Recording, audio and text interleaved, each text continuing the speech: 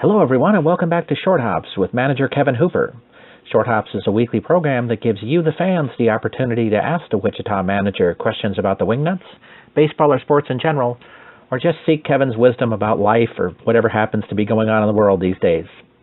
This week we have an exciting program for you as Kevin talks to us about the Major League Baseball playoffs, he shares his NFL insights, and he gives us a little information about his excitement about the upcoming Star Wars movie.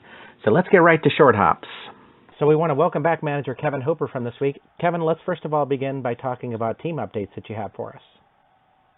Yeah, not a whole lot of updates. I got some real good news towards the end of last week. Just spent a couple of days working really hard and talking to some guys with the Boston Red Sox, and they have decided to sign Jace Ray.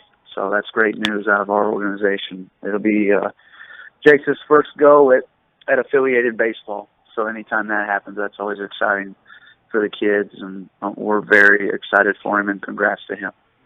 Is this a situation, do you have does he go to spring training and then they decide where to put him from there, or do they give some kind of indication of what they're going to do with him now?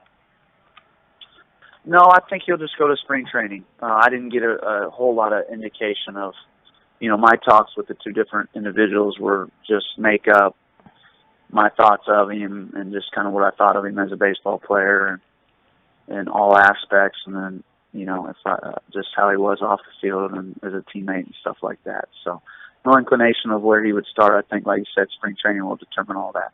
Awesome. Well, congratulations to Jace Ray there. Thank you. Yeah, and congrats to Jace, yes. So let us begin with our fan questions for this week. Our first one, a lot of baseball-related playoff questions, first of all, let's say. So Harvey from Wichita asks, what did you think of the bat flip by Joey Bautista, and don't you think that the Rangers are sure to bean him the next time they face him next season? Yeah, I'm sure you know what my answer is going to be to this. I didn't care for it one bit.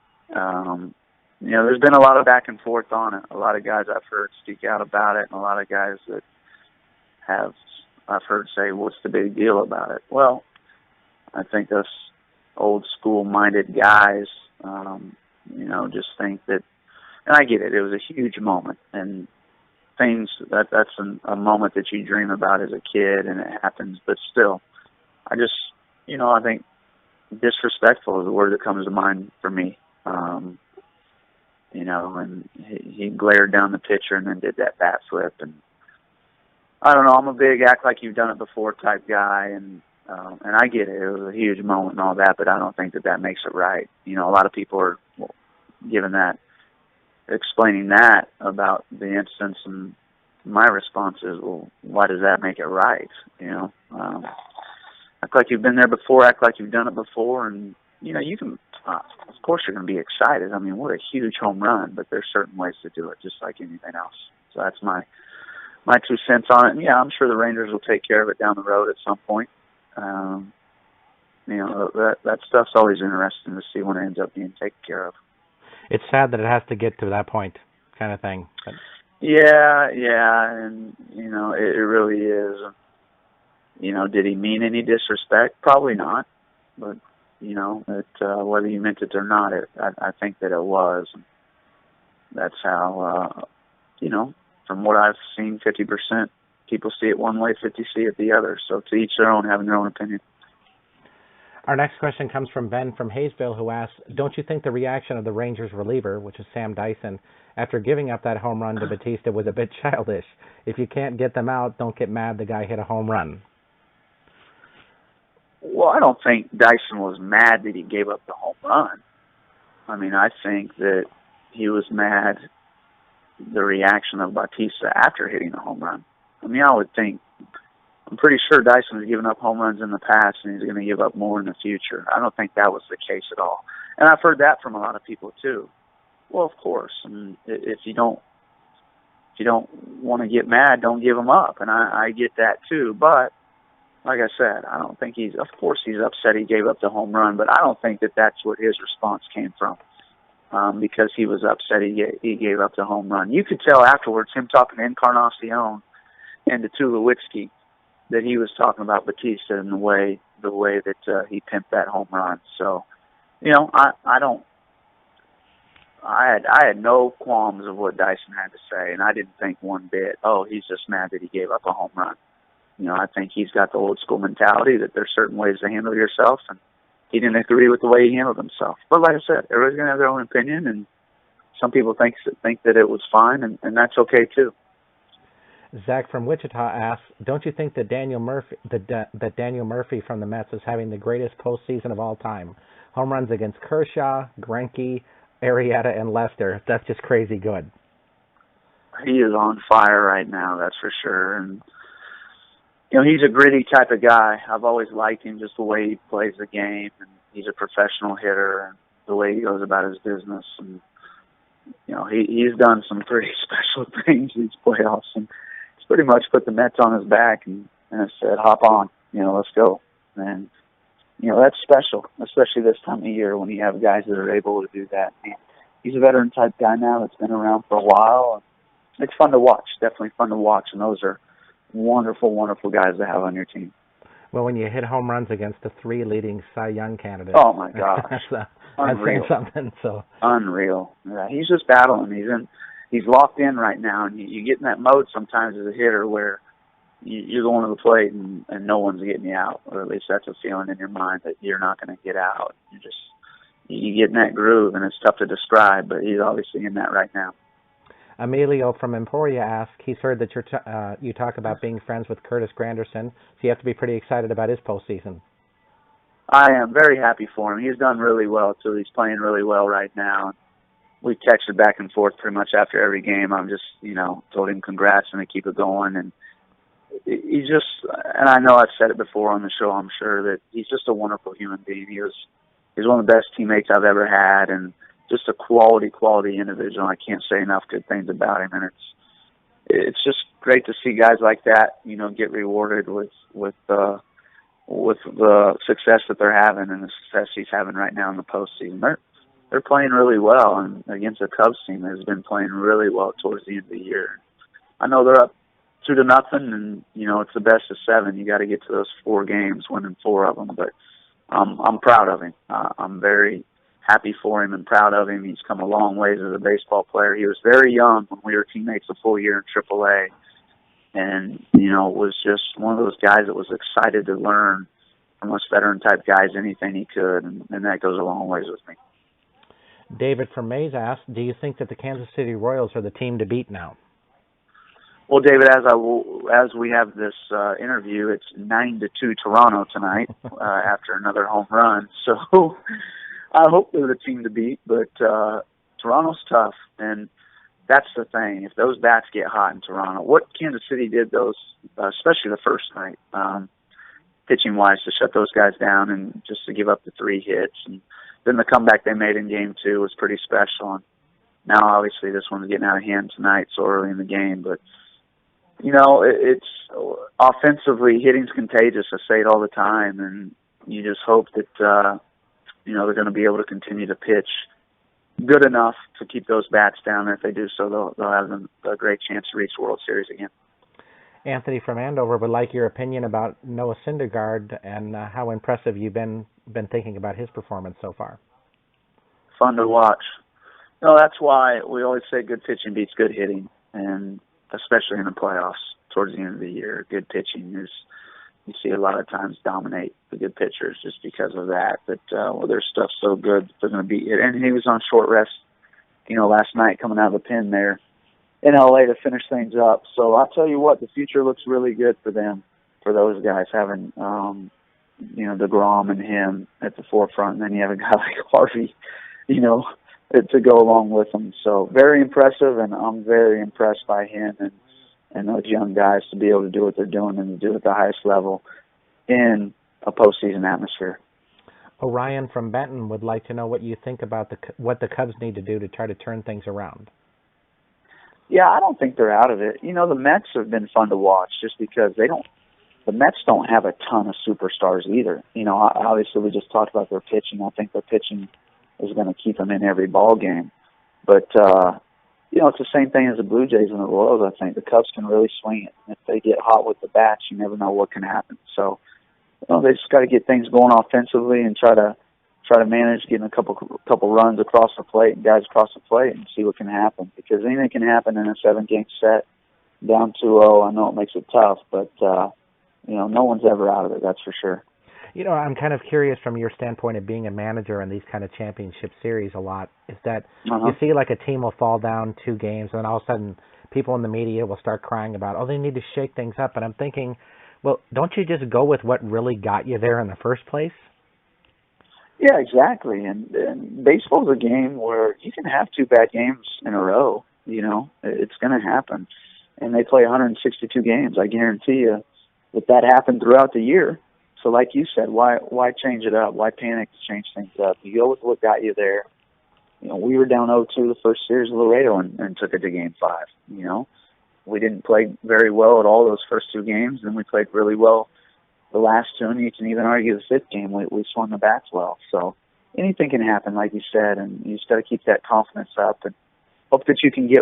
Now, the biggest thing for them, I'll say this, just like it was Toronto tonight, is to get a win on the board. Especially when you're down 2-0, you got to get a win under your belt, and then you can get some momentum and get things going from there. But like I said, they just got to keep that confidence offensively that they can do it, and we'll see what happens. Because I think that they still have a great chance to do it, unless those guys keep pitching the way they do for the Mets. If they keep pitching the way they do, then I honestly think the Cubs aren't going to have any chance. It'll be really tough. We have a few Wingnuts questions for you. The first one it comes from Ethan, also from Benton, who says he's heard you talk a lot about the pitching rotation for next season, but you don't mention Scott Richmond. Do you think he'll be back next year? I really hope he'll be back. I don't know what the scenario is going to be for Richie. And we haven't sat down and had a long conversation. We talked before he left, just individually real quick about we'd love to have him back if he wants to continue to pitch. And, I don't know where he's at financially. I know he came for a pretty cheap rate because of his relationship with Nate, and I appreciate him doing that. So we'll see. I would love to have him back. If he wants to come back, he'll be coming back, because to have a guy like him and Link back to back, I mean, you're going to give yourself a real good chance all year long if you could have those 2 guys in rotation. I think it's fair to say, too, in talking with him, that if he is going to come back and play baseball, it would be in Wichita. He doesn't want to really play anywhere else. Yeah, I would think so. I would think that would definitely be the case. I don't see Richie going anywhere else unless it is back here to Wichita. Okay. Leon from Wichita asks, what do you think is the biggest need in filling your roster this season? Well, I'm going to need a center fielder now. Jace Ray just got signed. That's tough to answer, especially this early in the off season. I could have one answer today, and then something can happen the next couple of days, and we've got another answer for you. So tough to say right now, because we haven't made all of our decisions on what we're going to do, even with our roster. So we'll see what happens here, and as I always say, make adjustments as we go. As far as I'm concerned, every position is vital, and we'll start working here soon enough on filling all those spots and seeing what we can come up with to put the best team out there that we can. Skip from Mays' question for you is, if a person wanted to try out for the Wingnuts, are they able to do that? And if so, how do they go about that? Good question, Skip. Yeah, we always have an open tryout in April, sometime in April. That'd be something you can check the website, www.wichitawingnuts.com. And they usually, after the new year, once we decide when that date is, that's usually posted on the website. So that'd probably be your best bet. There's a lot of times we do individual workouts where, Josh, our GM, somebody will send him an email and want to put themselves in front of us. We'll do some individual stuff in the off season as well. So those are 2 ways that guys kind of get in front of us. I'm willing to see anybody and everybody. I'm just one of those managers because you never know what you're going to run into. So, but ideally, I would say the open tryout's the best because we put the guys in a game type atmosphere there, and that's the best way to evaluate. Rodney from Derby asks of you, do you think that it is time to get a new stadium in Wichita? It looks like it needs to be replaced. It's another good question, Rodney, and a question that's asked a lot in this town. I'm not sure what's going to happen. I know they're talking about renovating Lawrence Dumont. I honestly don't. I think the location of Lawrence Dumont, and you've been there, Robert, you can speak as well and give me your opinion, but what a beautiful setting it is with downtown in the background. And I just think where it's at is a wonderful location. I think the field itself, obviously having the field turf, is beautiful. and in great condition. We've made the adjustments we needed to the dugouts. I do believe the grandstand could use an overhaul. I think the clubhouses could use an overhaul. But I do believe the location is very good. It's been there a long time, and I really don't see a need to change the location. But I do see the need of making some adjustments here and there and doing some renovations.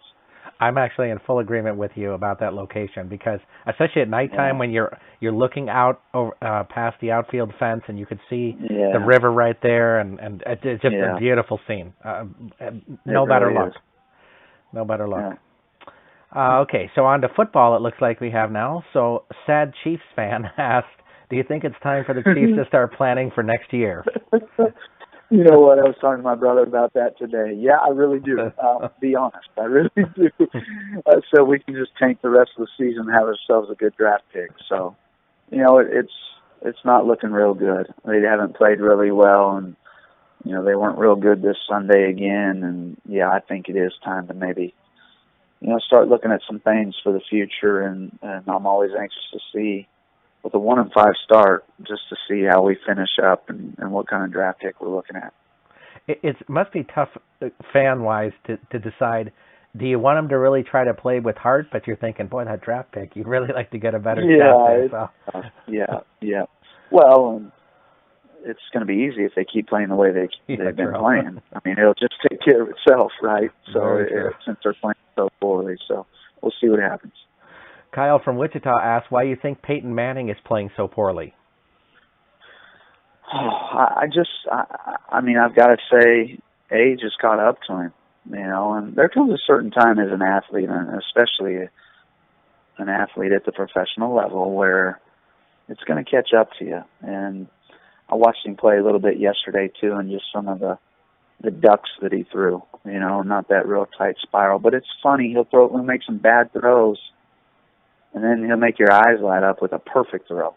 So, you know, I just think the inconsistency this year of him, where the throwing, the arm strength isn't quite there, maybe what it used to be, and that's going to happen with age, bottom line. But they're 6-0, you know, and he's a big reason for that, because he has played poorly, and they're still 6-0. I know he's a good leader, and, you know, like I said, he's capable of making those tight-knit quality throws when he needs to at times. Peter from Greenwich asked, we have a couple of odd football questions from this past weekend, but asked, what the heck was the play in the Colts-Patriots game last night? Don't you think that locked in Coach Pagano being fired? And I'm assuming he's talking about the fake punt or whatever that was supposed to be. Yeah, did you see that, Robert? Yes, I did, yeah. I don't. That's perfectly said. What the heck was that play in the Colts game last night? I think that we can probably just leave it at that. I don't even know if I need to answer it, Peter. That's perfect. I've never seen anything like that. I just don't understand why they snapped that ball. Especially the Patriots weren't bluffing. I mean, they had, 3 or 4 guys right there. Yeah. And they still snapped the ball. I mean, you would think Pagano had a chance to call a timeout right there. I know a lot of people today are calling it the worst play in history. I don't know. I've never seen anything like it, and that sure was crazy, especially to do it on the part of the field that they were on, True. On the Patriots side of the field. So I don't know. That's a head scratcher for sure. And you know, I guess I haven't heard if Chuck did an interview and if he's responded to that. Have you? Actually, I'd be interested. Actually, interestingly enough, today he had. And I don't know if he set this up or how this was done, but they had a thing out on Twitter where you could ask him any question, and then he had some news conference at 6 o'clock tonight where he would answer only Twitter-based questions that were sent to him. Huh. Okay. Now they were showing some of those on SportsCenter, and they were not very kind in the things they were asking. I can imagine. So one was like, which moving company do you prefer, Chuck, U-Haul or Allied or something? So yeah, it was kind of brutal. But I have to pat the guy on the back for being willing to, you know, stand up for that. So. Yeah, no doubt. And what he's gone through in the past, he's a guy that you pull for. You know, just what he's dealt with his health and whatnot. And it's a stressful position to be in. And, you know, like I said, because of that, he seems like a really good guy. But And when you're sitting in this seat, I've said it many times, wins and losses are a big deal. Well, you can't disagree with the fact the guy's got a lot of wins under his belt, too. So, you know. Yeah, he does. He does. But then plays like that, question, obviously, and deservingly so, I guess, of what the heck is going on. Would you say that's a great example of sometimes you think you're a little smarter than you are, kind of thing there? Yeah. Well, I don't mind. I don't mind the setup maybe of it and trying it. And then they get the legal procedure. They didn't have enough guys lined up the right way, and so it wouldn't have mattered. You would think it's that specific play you work on, and you're getting everything set up how you wanted it. And if not, you just call a timeout. So that's kind of what baffled me is when they didn't call the timeout and they went ahead and snapped the ball. Omar from Wichita asked, and I don't know if you saw this play specifically, but what do you say to the I poor? did. Okay, well, so what do you say to the poor punter at Michigan after dropping the ball and costing his team the game? Yeah, what a tough deal. What a tough deal. And what Harbaugh's done at Michigan has been pretty special too. And what a tough way to end the game. A lot of times stuff like that boggles me, being a manager and having played college ball and then professional ball. Just knowing, it's kind of like in baseball. They always say, be prepared for what's about to happen ahead of time.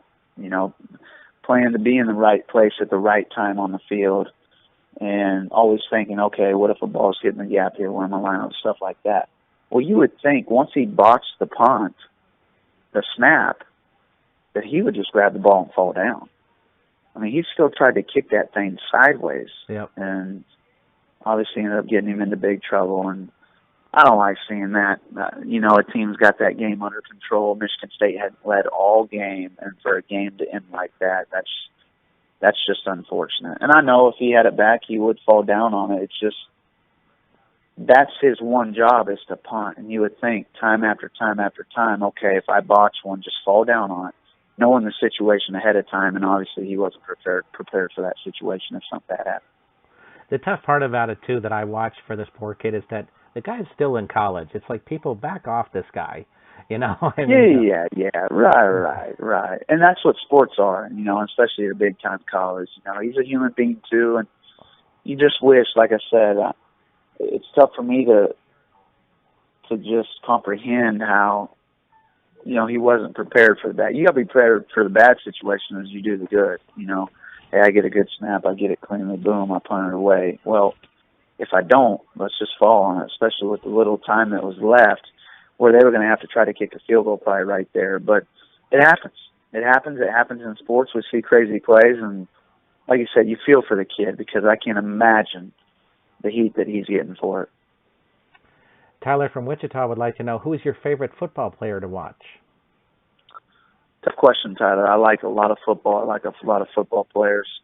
I like the talent that Odell Beckham has. Just the catches he makes are fun to watch. Sometimes I don't care for, the side stuff that comes with him and whatnot, but I'm a big fan of watching him catch a football. Arian Foster, I've always been a big fan of the way he runs.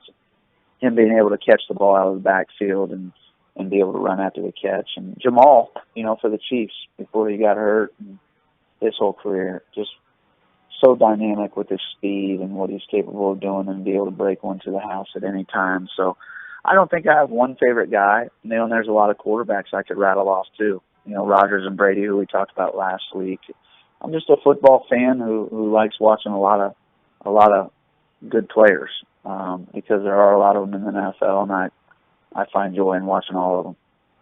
Walt from Derby asks of you, don't you think that the troubles for Lamar Odom prove that professional athletes really need to be careful about who they choose for their wife? It seems like the wrong choice always sends these guys into a spiral. Yeah, another tough situation for Lamar and everything he's gone through and what he's dealing with right now. Sad situation, definitely. And I don't know, you choose your wife and he ends up choosing a gal who's in the news all the time anyways, and paparazzi's always all over all of them, and whether it's a wrong or right choice, it didn't end up working out, but I also don't know if she's just the one to blame. I don't know. I don't know Lamar's story and their story and everything like that. And, it's just a sad deal that that's happened, because you watch stuff on him and he was a beloved teammate and a great leader and stuff like that, and it's just a sad situation. But yeah, I say it all the time. With baseball players or coaches or whoever, it takes a special woman to marry a baseball player, just because of the hours and the time we put in and just what comes with being a professional athlete. And I think that goes with any sport. It's a lot of responsibility and on both ends. Marriage is a team sport. I compare it to, you're a team. The two of you are a team together. It can't be 50% by one and 100 from the other. It's got to be 100% from both parties to make it work. Very good point. Andre from Wichita asks, Kevin, let's hear your opinion. Best basketball player of all time, Jordan or LeBron? Jordan as of now. Ask me that when LeBron's done, and that answer could change. But what Michael Jordan did and the brand and everything like that, I mean, he's got baseball players wear Jordan shoes, just everything about him and what he brought. God, what an athlete. He just took over the sport. Took not only the sport, he took over the sports world in general, I would say. And all the championships he won. And that's a tough question. I think that will definitely be a very valid question, and maybe he is right now, but even more when LeBron's done. Speaking of Jordan for a moment, did George Samus ever share to you his Michael Jordan story? He did not. Oh, you have to ask him about it. He was. I will. I'll have to ask him. Yeah, ask him about that. So it's an amusing story. I will. Okay. Bill from Wichita would like to know, you're a dad of 2 daughters, so what would be the age you would allow them to start dating? Well, Bill, this is a tough one. Being a father of 2 girls, it's funny. You send me these questions in advance, and my wife's always intrigued with hearing about them. And I read her this one, and she's like, "Oh boy." She said never right away. Yeah. So what she did, she called my 10-year-old in and asked her, "Hey, when do you think Mommy and Daddy should let you start dating?" And she said never. And then we called my 7-year-old in and asked her the same question. She said, "I have to be at least 20." Oh, there you go. I like him already. So, that's a tough question. I would think for me, it would be, for sure they'd have to be in high school and kind of in a group setting, maybe. For sure. I don't know. That's tough, Bill. And you know what? Yeah, or a date with Dad to go along with. Maybe they'll double date with Mom and Dad. Or have a baseball night. Yeah, right. That's a tough question, Bill. I don't know if I can give you a for sure answer on that. I think that's just a feeling type deal, and whether your daughter's ready for it and how trustworthy she is, I guess, and how trustworthy he is maybe in the situation. I think that there's a lot of factors that come into play with that. Absolutely. And I'd suggest to Bill, too, is to think about what kind of person you were when you were dating and let that decide when you should let your daughters go out. There you go. Absolutely. Very good. Very good. Our last question for you this week comes from Trevor from St. Paul here, who asked this question of George as well and wanted to know your opinion of this as well. He says the new Star Wars movie is coming out in December, and he wants to know, are you going, Kevin? And what is your favorite Star Wars movie in the series? Trevor, this might disappoint you. I'm not a huge Star Wars guy, but I did watch them when I was young, and I really enjoyed them. I don't know what got me away from it. I think maybe just the big gap in between, and when the new one started coming out, I think I checked it out. It was 99, I think. Yes, I believe so. Like 83 to 99. But, I was born in 76, and just the original Star Wars and The Empire Strikes Back and The Return of the Jedi, I really enjoyed. And obviously saw those three in my younger years. But after that, I think I'd really, whether I just lost, I just wasn't as interested, I guess, when the new ones came out, because there had been such a big gap in between, and I've never really picked it up. I know there are a lot of Star Wars junkies out there, and I think that that's very cool. Because it's not that I'm not a fan of Star Wars by any means. Like I said, I like those first three. I've just never picked it back up, really. So, but the first three, Trevor, if you want an answer, obviously those first three classics are definitely my favorite because that brings back a lot of childhood memories of watching those and playing with the Star Wars figures and whatnot. Well, maybe if Kevin's daughters were old enough and they wanted to date, he might have gone to that new movie with them. But there you go. Not at this there point. You go. And maybe I need to pick them up and watch all the others in between. And maybe I could, maybe I'll get excited about it again. Who knows? There you go. Well, thanks for joining us this week, Kevin. Thanks, Robert, and thanks everybody for the questions as always. We want to thank manager Kevin Hooper for joining us on Short Hops this week. If you have your own questions to ask the Wichita Wingnuts manager, please send them to us at AskKevin@minorleaguesportsreport.com. That's AskKevin@minorleaguesportsreport.com. Please have your questions to us by Friday so we can give the skipper a couple of days to review those questions before we record our show on Monday. We want to thank you for joining us this week.